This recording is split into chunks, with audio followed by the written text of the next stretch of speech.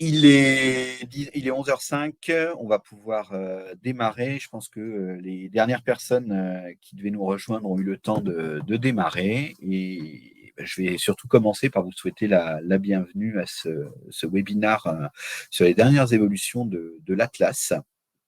Voilà. Donc moi, je suis Jérôme Guyot, je suis directeur croissance et innovation. J'ai le plaisir de vous présenter régulièrement les nouveautés, les évolutions de nos produits dans ces petits webinaires que Camille a la gentillesse d'organiser pour nous. Voilà. Et qui nous permettent bien d'interagir avec vous, d'avoir vos retours et de vous indiquer ce qui est déjà disponible dans vos produits ou ce qui arrive bientôt et vous préparer à les utiliser. Alors aujourd'hui, on va parler principalement des atlas. Donc les atlas, ce sont vos cartes dynamiques sur le web que vous pouvez créer avec nos produits cartes des données online et articles plateforme qui nécessitent un compte expert pour être créé. Donc les atlas, si vous êtes ici aujourd'hui, c'est que c'est bien que vous les utilisez certainement déjà.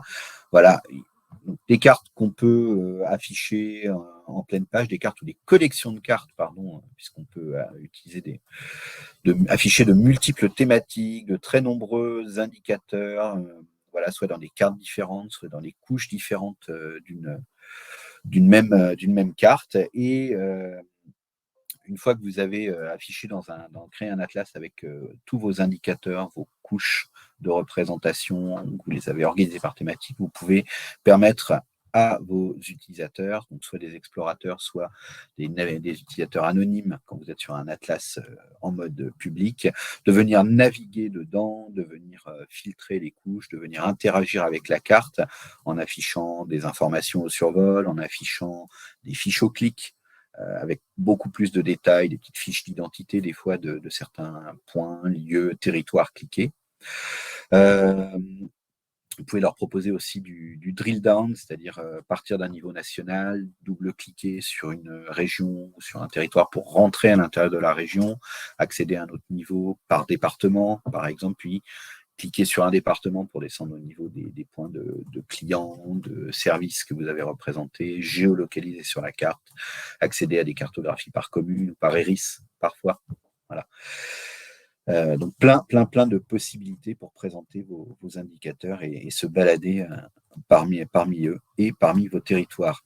Les atlas, c'est aussi la possibilité je parlais de fiches au clic, d'informations au survol, de personnaliser énormément l'accès à ces contenus et ces indicateurs que vous présentez, notamment les fiches au clic ou les infobules au survol. Vous savez que vous pouvez ajouter beaucoup de choses dedans, des images, des tableaux, des valeurs que vous allez récupérer dans vos données, même des petits contenus interactifs aussi, des URL parfois cliquables qui vont vous emmener vers un site d'information, vers une page dédiée dans vos autres contenus web. Et puis, même, je sais qu'on a des utilisateurs qui ont déjà mis des petites iframes, des petites vidéos, des choses un peu plus évoluées voilà, dans ces infobules. Les atlas, c'est aussi la possibilité de définir des droits d'accès lorsque vous voulez restreindre l'accès à ces indicateurs en créant par exemple des groupes d'utilisateurs dans lesquels vous allez inviter des explorateurs pour partager des atlas uniquement à un certain groupe de personnes que vous avez identifié. Et puis, vous pouvez aussi définir des droits sur les territoires et des droits géographiques et des droits sur les indicateurs. Ce qui fait qu'un utilisateur donné que vous avez identifié, eh bien, il va pouvoir voir uniquement certains territoires et certains indicateurs. Voilà. Donc les atlas, énormément de possibilités. Je sais que c'est très prisé par nos utilisateurs experts cartes des données online et articles plateforme et que vous en tirez déjà énormément de bénéfices et d'avantages dans votre travail de tous les jours et pour la présentation de vos données. Et on essaye de les faire évoluer régulièrement, d'où notre présentation d'aujourd'hui. Voilà. Alors, des petites évolutions, principalement autour de ce qui est de l'ergonomie et de la personnalisation de l'interface de l'Atlas, mais pas que. Voilà, c'est une première salve de d'évolution qu'on va vous présenter aujourd'hui, parce que ça fait quelques temps qu'on n'avait pas retravaillé l'interface de l'Atlas. Et vous allez pouvoir déjà les tester pour les experts cartes et données online, solution cloud en ligne. Pour les utilisateurs Arctic Platform, on vous intègre cela dans le package de la prochaine version qui sort en avril-mai, avec les nouvelles fonctionnalités Data Composer que je vous ai présenté lors d'un webinaire dédié à Data Composer, donc notre nouvelle brique de préparation des données, pareil qui arrivera en même temps que les nouveautés Atlas dans cette version avril-mai Arctic Platform. Pour rappel, donc, Cartes et données online, c'est notre solution cloud qui est dédiée aux utilisateurs qui sont en petites équipes. Arctic Platform, c'est notre plateforme privative qui est plutôt adaptée pour les clients qui ont de nombreux utilisateurs, soit qui créent les cartes, les atlas, soit qui les consultent, qui ont besoin d'un stockage plus conséquent et plus personnalisé que sur cartes et données online, qui ont aussi des contraintes d'emplacement où se trouve la solution, voilà, qui veulent parfois l'héberger sur leur propre réseau, leur propre infrastructure, qui vont avoir beaucoup d'atlas aussi souvent, et une gestion plus fine, voilà, plus de possibilités des utilisateurs et de la gouvernance des données grâce au back-office d'administration de la plateforme. Voilà.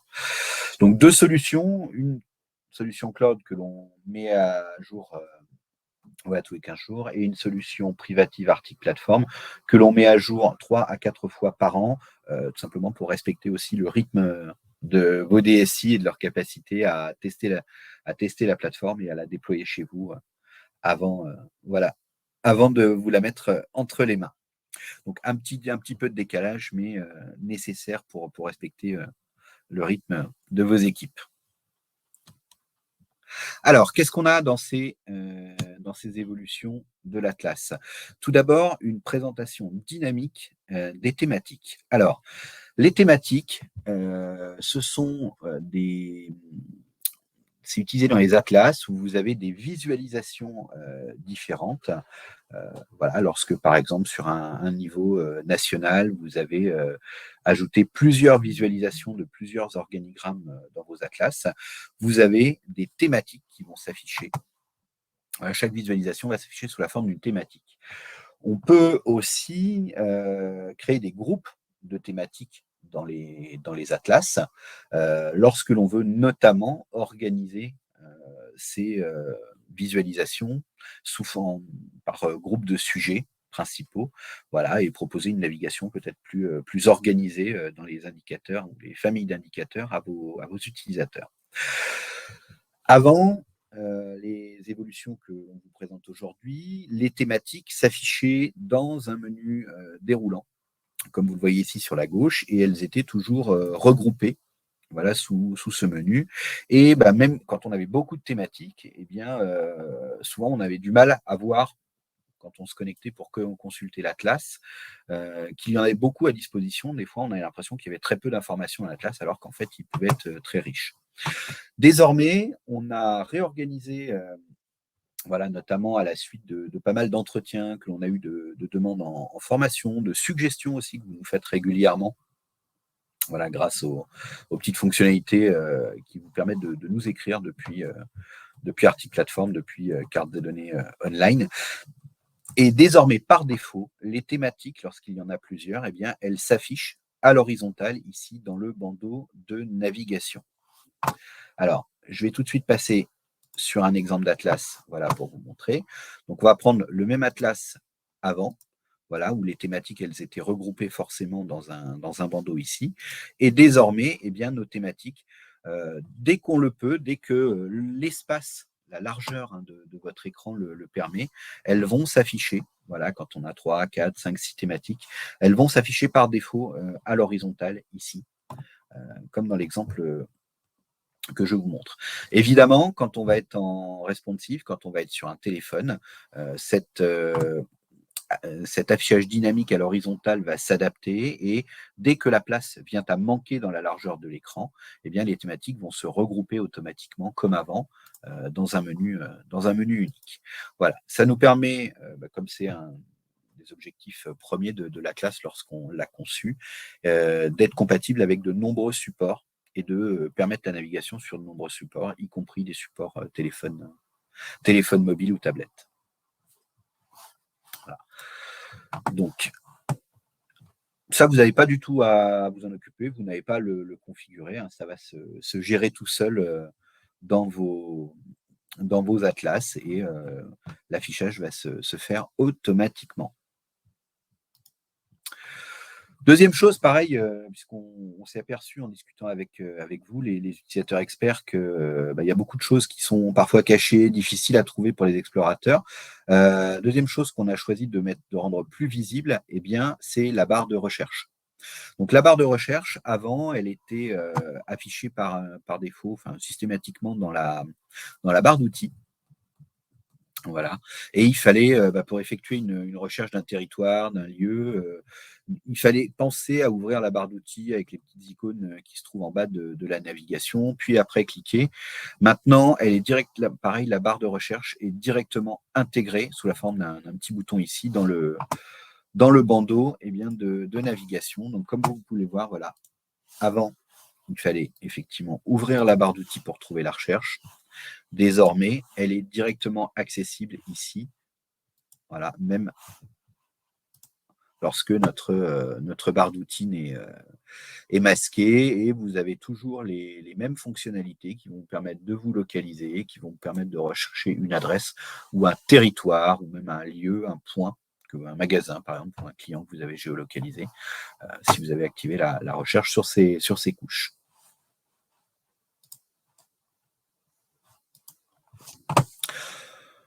On continue avec toujours des questions d'ergonomie. Puisqu'on parlait de la barre d'outils et de la recherche dans la barre d'outils à l'instant, eh bien, on s'est aperçu que vous êtes nombreux aussi à nous avoir demandé de pouvoir personnaliser le contenu de cette barre d'outils. Parce que cette barre d'outils, elle est très riche, elle présente beaucoup de choses. Elle va présenter les fonctions de recherche, le calcul, l'affichage d'itinéraire également, lorsque vous disposez des fonctions routières dans votre article plateforme ou dans votre compte expert carte et données online. L'affichage de petites infos contextuelles et l'accès à l'aide pour les explorateurs. Les fonctions qui vous permettent de créer des favoris ou des liens de partage. Voilà, notamment sur les atlas publics, ce qui vous permet tous ces favoris et ces liens de partage, ils vous permettent d'envoyer un lien lorsque vous avez zoomé dans la carte, que vous avez filtré la carte, les tableaux de données, que vous êtes sur un lieu précis avec une vue précise de votre atlas, vous pouvez partager cette vue avec quelqu'un qui a un compte de votre article plateforme ou un compte explorateur dans cartes et données online et qui a accès à votre atlas pour qu'en un clic, il puisse directement voir la même chose que vous. On a pas mal de directeurs commerciaux qui ont utilisé les favoris et les liens de partage pour animer leurs réunions commerciales et pour indiquer, par exemple, une sélection de prospects ou de clients à visiter à leurs commerciaux. On avait pareil les fonctions de zoom. Beaucoup d'utilisateurs finalement n'en ont pas besoin et se servent pour zoomer de la souris et de la molette.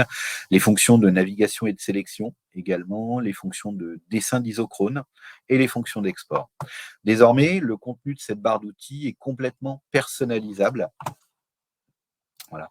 Donc, pour voir cette barre d'outils personnalisable, il vous suffit d'aller dans la page d'édition d'un atlas, comme ceci.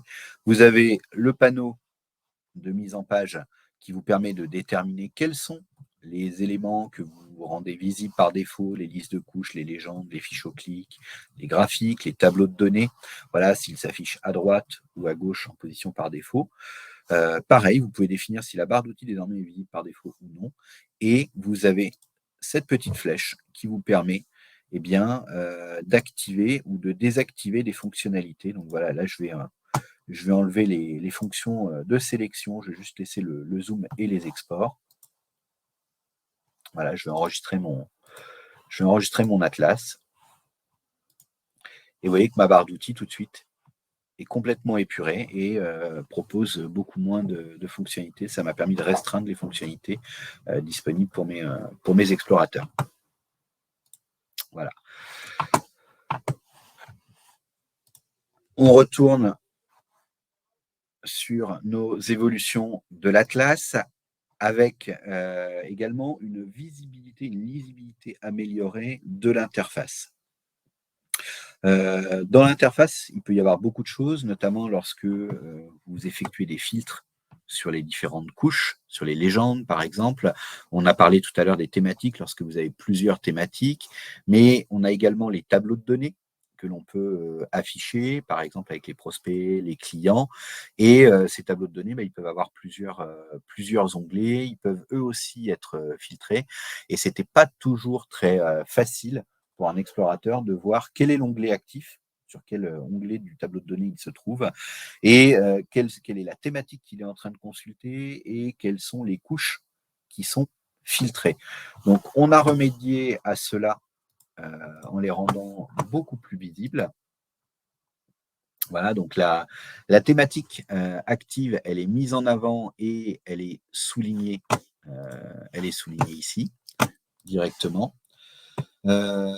Lorsque on va aller zoomer sur un niveau plus fin, voilà, pour avoir des légendes filtrables, on va aller par exemple sur ici la vue d'un secteur avec des clients et des clients et des prospects. Lorsque vous avez deux onglets comme ceci, là on voit tout de suite que je suis sur l'onglet prospect et il est souligné, alors que l'onglet client, lui, il est grisé. Donc les onglets inactifs seront grisés. Voilà, et lorsqu'on change d'onglet, on voit tout de suite sur quelle données, famille de données, on est en train d'effectuer notre consultation directement. Lorsque l'on effectue un filtre pour afficher, par exemple, uniquement un type d'élément, puisque les légendes ici sont filtrables, si on replie le groupe de couches ici sur lesquels on a effectué un filtre, on voit maintenant, grâce à un petit indicateur un petit peu plus visible, que ce groupe de couches contient, même s'il est replié, il contient une légende filtrée. Voilà. De la même manière, les onglets et les tableaux de données qui sont filtrés, ici, sont beaucoup mieux mis en évidence. Voilà. Là, je sais que le tableau de données prospect n'est pas filtré, que c'est bien le tableau de données client qui est filtré, grâce au petit indicateur visuel ici sur son onglet.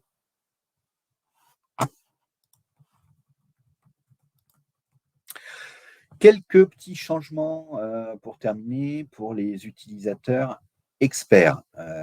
Quelque chose qui devrait vous gagner un petit peu de temps dans vos créations. Voilà. Vous avez vu à l'instant que mes légendes dans l'atlas que je vous ai présenté étaient rangées dans des groupes de couches. Ça, c'est quelque chose que vous faites, vous avez bien, une fonctionnalité que vous avez bien intégrée maintenant. Vous êtes très, très, très nombreux, ultra majoritaire à utiliser. C'est le fait de ranger vos légendes, vos blocs de légendes, dans des groupes de couches, plutôt que de les afficher dans l'onglet légendes séparées. Voilà. Et ça a nécessité jusqu'ici d'ouvrir pour chaque module de représentation dans un organigramme ces paramètres, d'aller dans la fonctionnalité paramètres supplémentaires, puis d'activer la liste de couches, de saisir un nom de groupe et un nom de couche, voilà, et d'indiquer que vous voulez inclure les légendes dans la liste de couches. Donc ça faisait pas mal de petits clics pour quelque chose que vous faites maintenant quasiment par défaut sur vos représentations lorsque vous préparez un organigramme pour faire un atlas. Donc ça, on a décidé de vous gagner du temps. Désormais, pour tous les nouveaux modules que vous allez placer maintenant dans vos organigrammes, ces paramètres, liste de couches et inclure les légendes dans la liste des couches seront directement cochées dans les paramètres supplémentaires. Vos légendes vont directement se mettre dans l'onglet couches et non plus dans l'onglet légendes sur cette vue de création des atlas. Et la seule chose que vous aurez à faire, si vous voulez les ranger dans des groupes de couches différents, c'est d'aller dans les paramètres complémentaires et puis là, par contre, de donner le bon nom de groupe de couches dans lesquels vous souhaitez ranger vos couches, si vous avez besoin, bien entendu, de les réarranger. Voilà.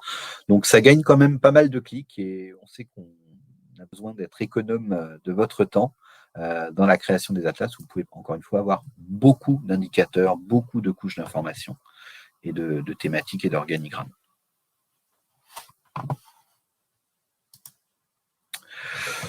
Voilà.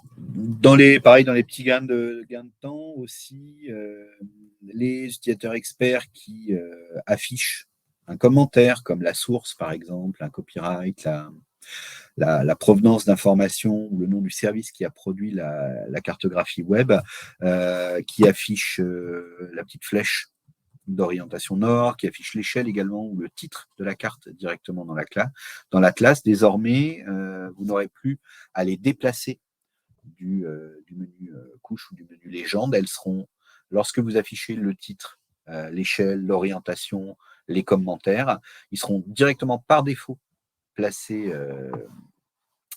dans la vue web de la carte et vous aurez toujours le petit bouton dans le menu ruban organigramme qui vous permet en un clic de les rapatrier dans un bandeau latéral si vous le souhaitez.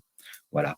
Mais comme vous êtes plus nombreux, on s'en est aperçu pareil en formation ou lors des entretiens conseils, vous êtes très nombreux à afficher le titre directement dans la carte et à afficher l'échelle et les commentaires directement dans la carte.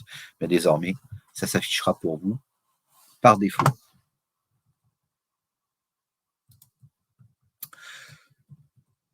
Dernière petite évolution dont je vais vous parler aujourd'hui sur l'Atlas.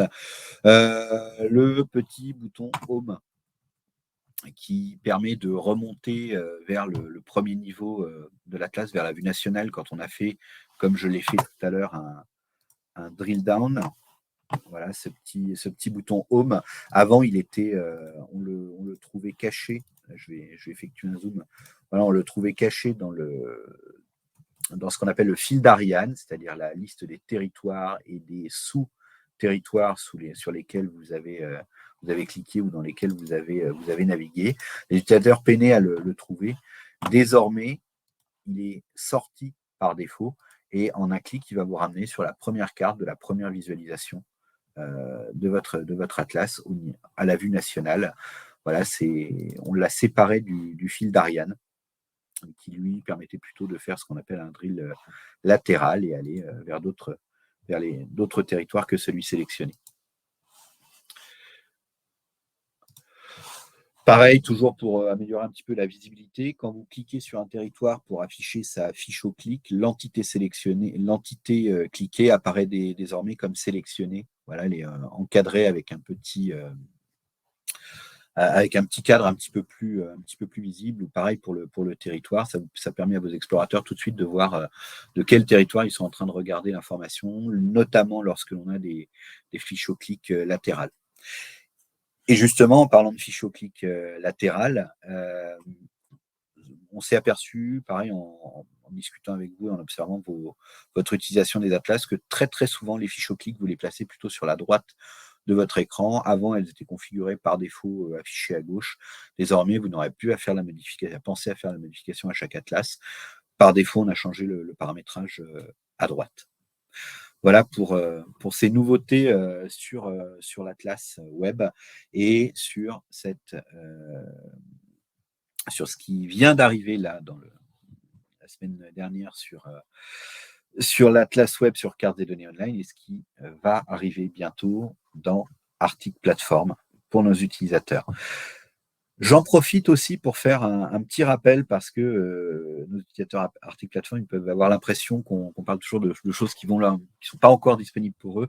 Là, voilà, quelque chose qui est disponible à la fois sur cartes et données online et sur Arctic Platform, sur lesquels on n'a pas forcément toujours beaucoup communiqué, ou alors peut-être que certains d'entre vous ont loupé l'information, mais comme cela se marie beaucoup avec les atlas, et comme ce sont des demandes qui sont venues des utilisateurs experts qui créent les atlas, eh bien, je voulais profiter de ce petit webinaire pour attirer à nouveau votre attention, ou en tout cas vous les présenter si vous ne les connaissez pas encore, deux fonctionnalités qui sont sorties l'année dernière, là, à la fin d'année l'année dernière, 2022, sur les tailles minimum et maximum des symboles et sur les nouvelles icônes SVG.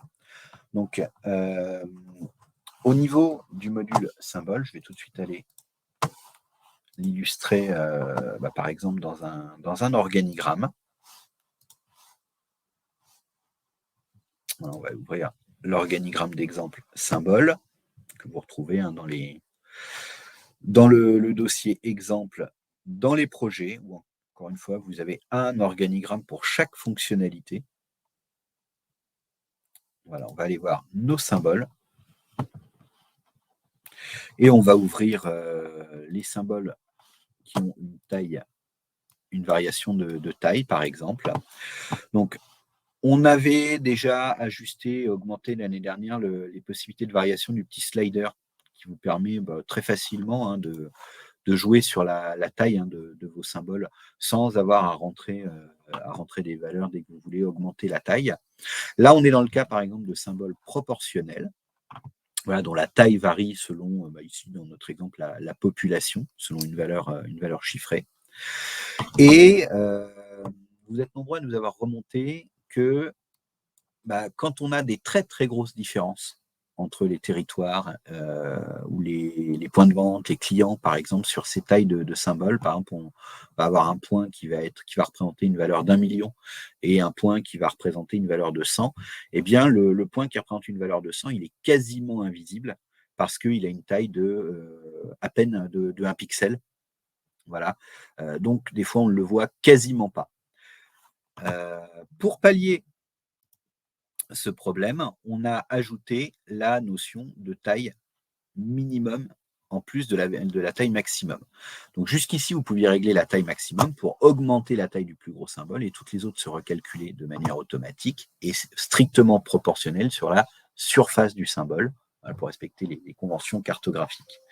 On a ajouté nos petites fonctionnalités de taille minimum et maximum. Désormais, en plus de la taille maximum, vous pouvez rentrer une taille minimum, c'est-à-dire que votre plus petit symbole, quelle que soit sa valeur, ne pourra pas être plus petit que telle taille. Et toutes les tailles de tous vos symboles vont se calculer de manière proportionnelle sur la surface entre la taille minimum et la taille maximum. Voilà. Donc ça, vous pouvez le faire très facilement. Cette fonctionnalité, elle est disponible.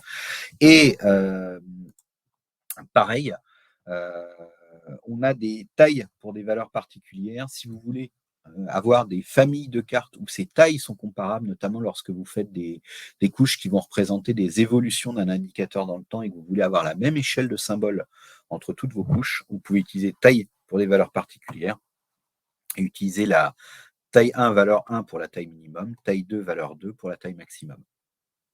Voilà. Donc très facile à utiliser. Vous pouvez directement vous utiliser ces fonctions de taille minimum maximum et comme ça vous ne perdrez plus vos petits symboles même si les valeurs sont toutes petites. Ils seront quand même visibles. Autre fonctionnalité sur laquelle je voulais attirer votre attention, ce sont les 294 nouvelles icônes SVG qui ont été créées particulièrement pour vous et pour l'utilisation dans vos atlas. Voilà, donc les icônes SVG, qu'est-ce que c'est? Ce sont des icônes dans un format d'image qui est un format vectoriel, c'est-à-dire il n'y a pas de pixelisation lors de l'affichage, y compris lorsque l'on fait varier la taille proportionnelle. Et en plus, ce sont des icônes qui ont des propriétés intéressantes.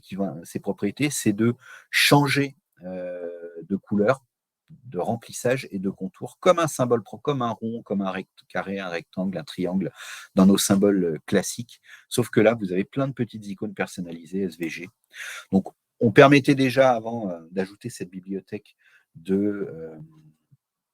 d'importer vos propres icônes SVG.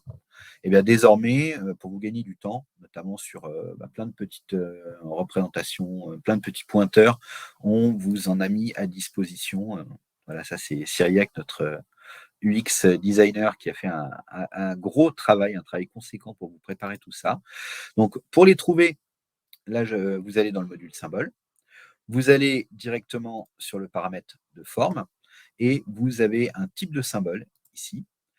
Soit vous pouvez utiliser les types de symboles par défaut.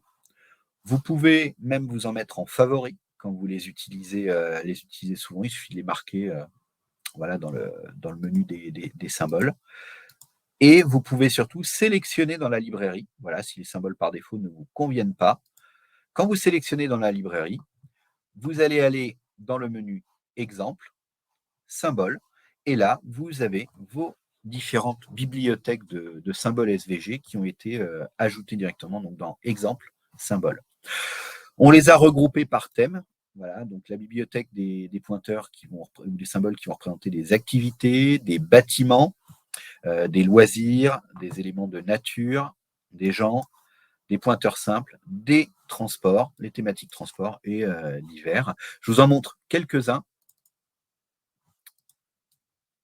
Voilà, donc ici on a voilà, action sociale. Je vais aller directement vous montrer les bibliothèques, ça va être plus simple. Voilà, donc les bibliothèques de symboles. Ici, donc, on a directement des petits pointeurs sous la forme de petites punaises arctiques avec deux formes qui vous sont proposées. Voilà, une forme qui rappelle un petit peu une map monde, et puis une autre forme ici. Vous avez également toutes ces petites icônes qui sont proposées sans pointeur, voilà, sous forme d'icônes simples. Et encore une fois, eh bien, vous pouvez, une fois que vous les avez sélectionnées, vous pouvez faire varier la couleur du remplissage et l'épaisseur. Donc voilà, pour les activités, pareil pour les bâtiments, vous allez avoir des musées, des immeubles, mairies, postes, églises, châteaux. Voilà, différents, pareil pour des métiers, une personne seule, femme, homme, etc. Voilà. Et puis des petits symboles divers. Vous allez retrouver voilà, des choses qui vont représenter des petites activités, voilà, des différents phénomènes. Alors évidemment, ça en fait beaucoup. Vous pouvez les retrouver facilement, voilà, directement grâce au moteur de recherche, voilà, qui est accessible soit ici, donc quand vous naviguez dans les dossiers, soit évidemment quand vous êtes en train de rechercher votre symbole dans l'organigramme, vous les avez directement ici. Vous regardez dans ce groupe, par exemple, et on va vous donner les petits symboles qui sont disponibles. Et vous pouvez aussi voir tous les documents qui vous sont proposés et qui contiennent le mot école. Donc, ça vous donne énormément de possibilités. Là, vous voyez dans la copie d'écran que j'ai, petite vue que j'ai ajoutée, comment on peut les utiliser avec une variation de taille, avec une variation de couleur interne directement. Et vous avez même les fonctionnalités pour, voilà, quand vous utilisez un petit pointeur et que vous voulez que la pointe soit pile alignée sur l'endroit, le lieu correspondant, et bien vous pouvez jouer avec le décalage des symboles pour définir quel est leur point d'ancrage en haut à gauche, en bas à droite, au milieu à droite, en bas, et non plus centré par défaut. Voilà.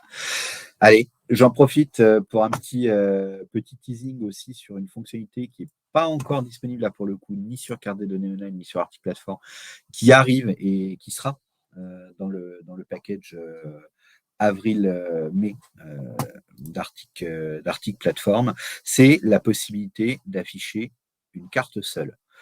Je sais qu'on a pas mal d'utilisateurs, notamment pour les collectivités locales, pour les observatoires publics, tous les organismes qui ont besoin de valoriser de la donnée.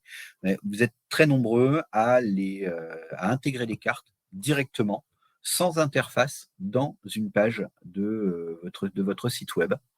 Voilà. Alors, soit directement, quasiment en pleine page, soit ce qu'on appelle souvent en iframe, hein, voilà, avec un petit bout de code HTML qui vous permet de disposer même, par exemple, pourquoi pas, plusieurs cartes sur la même page. Et le fait d'avoir, par exemple, ici, un menu en bas pour afficher les couches, les barres d'outils, d'avoir le menu de navigation en haut ne vous est pas forcément utile, notamment lorsque vous n'avez pas de multiples thématiques, que vous avez juste une carte seule, avec des infos au survol, par exemple, voilà, directement, que vous voulez afficher. Eh bien, jusqu'à maintenant, on ne pouvait pas se séparer, hein, de tout ce qu'il y a autour de la carte dans l'organigramme. Désormais, c'est possible. On a ajouté un tout petit paramètre en bas, voilà, qui s'appelle dans URL de consultation et iframe. Vous pouvez cocher carte seule, voilà, pour avoir l'URL correspondante. Ça rajoute un petit paramètre qui s'appelle point d'interrogation map only, soit ici, voilà, soit directement dans le code de votre iframe. C'est le même paramètre, hein, vous pouvez ajouter à votre URL. Et quand vous tapez cette URL-là, ou quand vous intégrez cette URL-là dans une iframe dans votre page web, et non plus l'URL standard de votre atlas, eh bien, ça l'affiche de manière dépouillée de son interface. Voilà. Donc ça pareil, je sais qu'on a des utilisateurs qui l'intègrent dans un site web public pour afficher, par exemple, une liste de magasins disponibles, de points de vente, voilà, pour leur société ou leur réseau de distribution. Ça va pouvoir vous permettre de l'intégrer comme ça de manière très simple.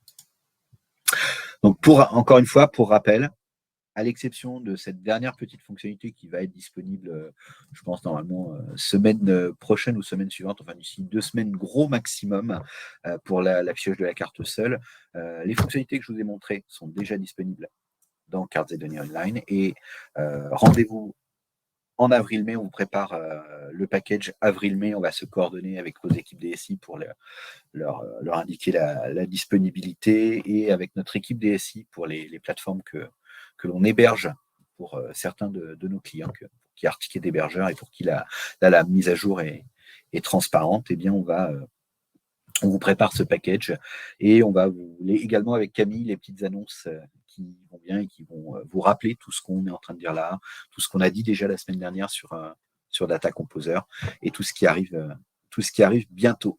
Voilà, de façon à ce que au moment où ça va être déployé dans vos Arctic plateformes, ce soit le plus fluide possible pour vous.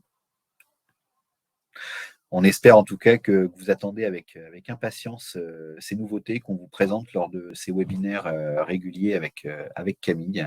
Et on espère surtout que vous serez nombreuses et nombreux à nous faire des retours, parce que je pense que j'ai insisté presque un peu lourdement dessus pendant le webinaire. Mais tout ce qu'on a développé là, on s'inspire des échanges que l'on fait avec vous lors des entretiens trimestriels. Donc, dans le cadre de votre abonnement Cartes et Données Online ou Arctic Plateforme, vous disposez d'entretiens trimestriels que vous pouvez planifier avec nos consultants formateurs pour vous accompagner pendant 1 heure à chaque fois sur une thématique bien précise. C'est pas forcément de la formation, ça peut être de l'aide à la réalisation, ça peut être des conseils sur les bonnes pratiques.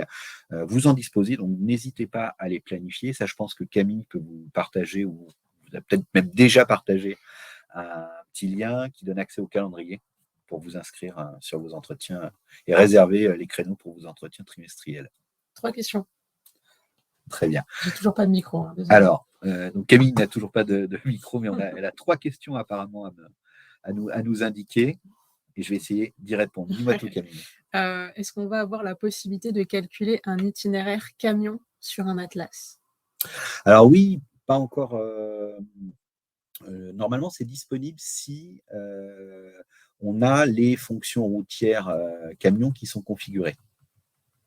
Ça, je veux bien que tu notes la personne qui fait la demande, parce que je vais vérifier auprès de nos équipes et je ferai une réponse personnalisée, détaillée là-dessus. Okay. Mais normalement, si on a, par exemple, configuré un profil de camion et qu'on dispose d'un référentiel routier camion et évidemment de l'option correspondante, normalement, on doit avoir possibilité de le calculer dans les atlas. Ok, je te remercie. Deuxième question, lorsqu'on a 3 niveaux sur un atlas et qu'on navigue sur le 3e niveau, comment retourner sur le niveau précédent sans retourner dans Home? Ah, alors ça c'est facile. Je peux vous montrer. Je peux vous montrer directement. Donc pour ça, on a le fil d'Ariane. Voilà, donc le fil d'Ariane. Là, je vais descendre directement. Donc là, voilà, je suis sur la vue de Bordeaux. Je peux recliquer, voilà, je vois que Bordeaux, par exemple, mon niveau 3, il est dépendant d'un niveau au-dessus. On le voit avec le petit trait, hein, que ce sont des subdivisions de mon niveau Aquitaine-Poitou. Je peux très facilement retourner sur mon niveau Aquitaine-Poitou. Voilà, directement ici. Et c'est pareil si je suis sur mon territoire Bretagne. Voilà, je vais voir toutes les subdivisions, hein, de Bretagne. Voilà, donc là, par exemple, j'ai zoomé sur Vannes. Eh bien, je peux très facilement remonter grâce au fil d'Ariane directement ici. Voilà, j'espère que ça répond à la question. Autre question, est-ce qu'il sera prévu un jour d'ajouter un remplissage hachuré ou texturé sur les cartes? Alors, oui, c'est prévu. Pour l'instant, si on ne l'a pas encore ajouté, c'est que la technologie qu'on utilise pour le faire dans le rendu visuel rend ça assez compliqué et surtout assez lourd à l'affichage. En fait, c'est juste que c'est assez lourd à l'affichage de côté navigateur. C'est pour ça qu'on ne l'a pas encore mis, parce que c'est, j'allais dire, au niveau visuel, c'est des choses qu'on sait faire et moi je connais très bien. J'avais designé dans les versions précédentes de cartes de données desktop, notamment dans l'affichage pour des documents, les fonctionnalités qui permettent de faire des hachures. Dans un affichage papier, c'est assez simple à gérer. Dans le navigateur, ça fait beaucoup d'objets à dessiner, puisque chaque hachure est un objet. Et c'est assez lourd pour l'instant, les navigateurs ont un peu de mal à le supporter. Donc c'est prévu puisque j'en ai parlé dans le webinaire de la semaine dernière. L'un des objectifs de Data Composer, donc le nouveau bloc de préparation et de stockage et d'interrogation de données qu'on est en train d'ajouter à nos produits, est là pour traiter de la volumétrie, traiter beaucoup d'objets. Ça va nous obliger à refondre à réinventer le rendu visuel web et changer de technologie par rapport à celle qu'on utilise actuellement pour être capable, si on est capable de stocker, d'avoir beaucoup de points de clients, par exemple, affichés sur la carte, ou imaginons toutes les parcelles cadastrales de France qui représentent des millions de polygones, eh bien, il faut qu'on soit capable de les afficher dans le navigateur. Voilà. Donc la nouvelle technologie sur laquelle on travaille avec mes équipes va nous permettre de gérer plus facilement un grand nombre d'objets dans un navigateur sans que ça fasse ramer le navigateur et donc on va le gérer. Si on y arrive et si on peut le faire dans la technologie qu'on utilise actuellement, on le fera certainement en avance de phase. Si on a toujours le blocage technique que l'on a actuellement, si on n'arrive pas à le lever, on sera obligé d'attendre le changement de technologie pour le faire. Voilà, j'essaie d'être assez transparent avec vous sur les contraintes que l'on a et puis pourquoi des fois, il y a certaines fonctionnalités qu'on ne met pas à disposition puisque ça peut impacter votre expérience de navigation et d'affichage. Une autre question, est-ce qu'il sera possible de contourner une zone interdite avec un itinéraire pour camion ou pour voiture? On n'est peut-être plus trop sur les atlas, là. Non, on est sur les fonctionnalités. Mais effectivement, on peut dessiner un itinéraire dans un atlas. Donc, je comprends la question. Actuellement, en fait, on a des routes. Il y a certains tronçons de routes qui sont marqués comme interdits et qu'on ne peut pas emprunter avec un camion en raison, soit parce que on utilise les données TomTom comme référentiel pour avoir quelque chose qui soit vraiment précis sur tout ce qui est autorisation route par route, tronçon de route et de rue par tronçon de route et de rue, y compris sur les vitesses moyennes observées pour chaque type de véhicule. Et on a certains tronçons de route qui sont marqués comme interdits aux camions, soit interdits tout court aux camions, soit qui peuvent être interdits à des camions en fonction du type de matière qu'ils transportent, puisque même ça, on peut le paramétrer dans les fonctions routières de cartes et données online et articles plateforme. Donc actuellement, quand on a un contournement possible, on peut la zone et que le point qu'on cherche, la limite qu'on a fixée par exemple pour une zone isochrone permet d'y aller. Normalement, par exemple, la zone isochrone se dessine. Et puis on va voir des fois qu'elle contourne le tronçon interdit. Quand il n'y a pas de possibilité, généralement, effectivement, le dessin d'itinéraire ou de zone isochrone va complètement s'arrêter et ne va pas pouvoir effectuer le contournement. Voilà. Alors après, si la question c'est est-ce qu'on peut forcer un itinéraire camion à passer par un tronçon de route interdit aux camions, ça malheureusement pour l'instant on n'a pas cette possibilité. Donc il précise la zone interdite serait un territoire défini et qu'on pourrait représenter dans l'atlas, et il nous donne un exemple d'une zone géosanitaire par exemple. Ah d'accord, donc c'est la question un petit peu différente, c'est pas dépendant du référentiel routier, mais c'est une zone que l'utilisateur définit. Alors pour l'instant, on n'a pas prévu de le faire parce que effectivement, on n'a pas eu beaucoup de demandes dessus, mais on va le noter avec Camille et en parler avec les équipes. Je sais que normalement, dans le moteur de calcul qu'on utilise, ça doit être possible.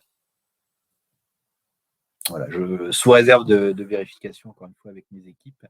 Mais c'est un sujet qu'on a déjà évoqué et je crois que dans ce qu'on utilise pour calculer les itinéraires et les zones isochrones, il doit y avoir possibilité d'exclure des zones. Voilà. Petite question. Parfait. Eh bien, il me reste à vous remercier dans ce cas pour votre temps, pour votre intérêt. J'espère qu'on a pu vous montrer des choses intéressantes. J'en profite encore une fois pour le dernier rappel. Hein, quand vous êtes dans cartes et données online ou articles plateforme, vous avez dans le menu aide la possibilité de nous envoyer des suggestions. Ça, je le dirai jamais assez parce que vraiment pour nous, ça nous aide quand on a plusieurs demandes qui vont dans le même sens, qui concernent une même fonctionnalité ou qui confirment l'intérêt et le besoin d'une fonctionnalité manquante. Eh bien, ça nous permet d'ordonner, d'arbitrer, de prioriser nos développements pour vous amener les choses qui sont le plus utiles à notre communauté d'utilisateurs.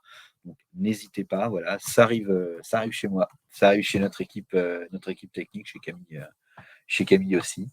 Et ça nous aide comme ça, soit à rajouter à prendre en compte une nouvelle demande, soit à monter la priorité d'une demande existante. Donc, on compte sur vous pour nous faire le plus de retours possible, parce qu'il n'y a que comme ça que nos produits peuvent vivre et évoluer dans le bon sens. Et ce sens, c'est celui que vous souhaitez, généralement. On termine un petit peu juste avant midi. Merci encore une fois pour votre temps, pour votre présence, pour vos questions. Je pense que vous pourrez tout retrouver. J'ai dit beaucoup de choses, mais vous pourrez tout retrouver dans les webinaires.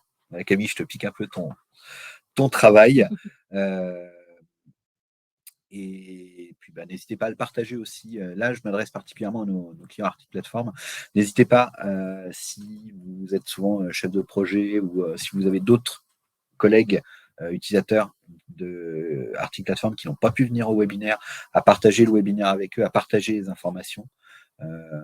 Ça va les aider à voir ce qui arrive et ce qu'ils vont pouvoir utiliser dans leurs atlas. Donc, pareil, encore une fois, on compte sur vous pour être le relais de ces informations, même si l'équipe de Camille envoie déjà régulièrement des newsletters et des release notes à disposition sur notre site web. Je pense que j'ai tout dit, Camille. Tu as tout dit, je te remercie. Super. Je vous souhaite une très bonne fin de matinée et je vous dis à bientôt. On vous dit à bientôt avec Camille qui ne peut pas vous parler mais qui est là à côté de moi. Et au plaisir d'échanger à nouveau avec vous et de vous présenter d'autres nouveautés et évolutions de nos produits. À bientôt.